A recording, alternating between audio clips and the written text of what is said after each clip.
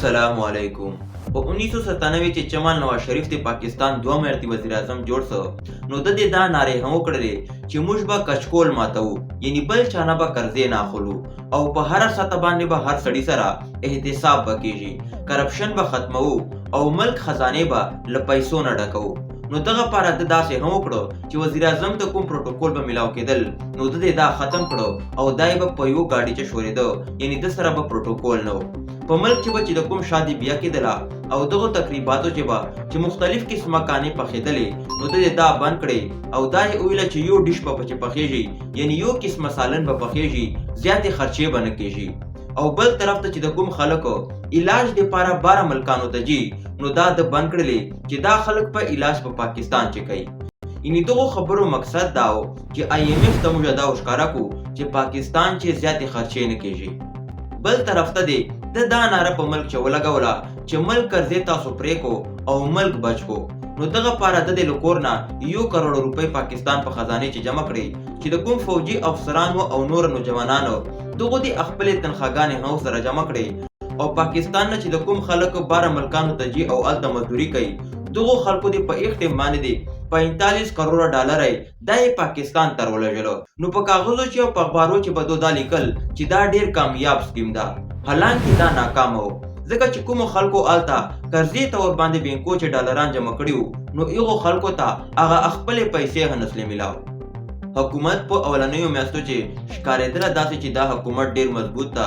یعنی 9 کالو آباده پاکستان سیاست ته استحکام ملاو سلا و. یعنی نواز شریف ته په یک ټیم باندې وړوکې خو با اختیاره کابینه یې جوړه کړې وه. پاکستان چې سټاک مارکیټ دا هم باندې روان و خو دا حکومت مضبوطه نه و ځکه چې دغه پسې شاته نور مسایل هم پیدا کېدل.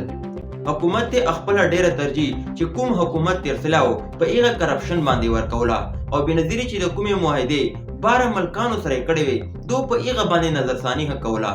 نو اپوزیشن په یک ټیم باندې نواز شریف ته دا ورتله چې دا داندلی زده حکومت ته او بنظیري او عمران خان دی دا الزام په فوج باندې لگاو چې دا د فوج په تر باندې پاکستان وزیر اعظم جوړ سلای، خو په یک ټیم باندې فوج له دغه شي نه انکار کاو. نو دغه حکومت دی په یک ټیم باندې آئین چې ترمیم هو کو او 58 اختیارات چې د کوم صدر ته ملاو سلیو او صدر دې په دغه وتر باندې پاکستان چې چلور ورتي حکومتونه هم برطرف کړي وو نو دا دو ختم کو او دغه اختیارات ټول وزیر اعظم ته ملاو سلو او پاکستان چې صدر عہده دا برائنامه پاتسلا.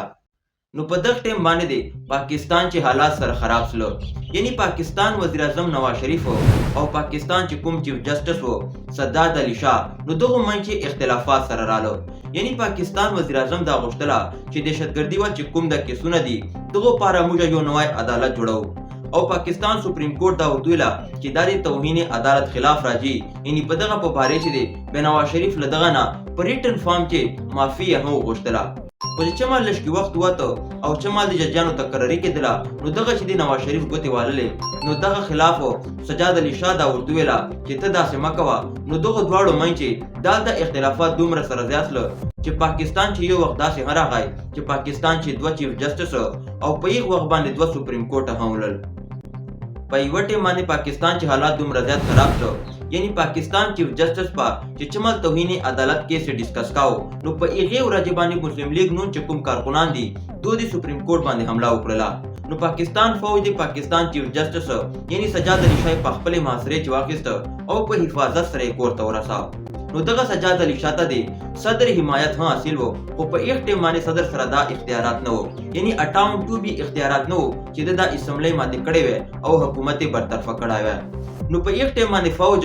دا غیر جانبدار وو، وزیر اعظم ته د خپل کابینه مدد هم حاصل وو. نو چوخ آباده پاکستان صدر فاروق لغاری د دې په خاموشي سره له دغه عہدې نه استعفا ورکړه او پاکستان چیف جسټس سجاد علي شاه دغه استعفا نه ورکوله نو د نه په زور باندې استعفا واخیستله. نو په یک ټیم باندې پاکستان صدر رفیق اتاتار جوړ سو چې دا د نواز شریف ملګری وو او نږدې ساتي وو. نو دغه حالات لوجه په یک ټیم باندې وخت سره ځای سو خو دغه ټوله فائدہ نواز شریف ته ورسېدله. یعنی په یک ټیم باندې اپوزیشن دوره زیات مضبوط نه وو او پاکستان چې کوم وزیر اعظم وو دا با اختیار سو او دته ډیر زیات طاقت ملاو سو. نو دا صورتحال چې ما تاسو سره شیر کړو، تاسو موږ ملاقات په یو نوې ویډیو کې کېږي. السلام علیکم.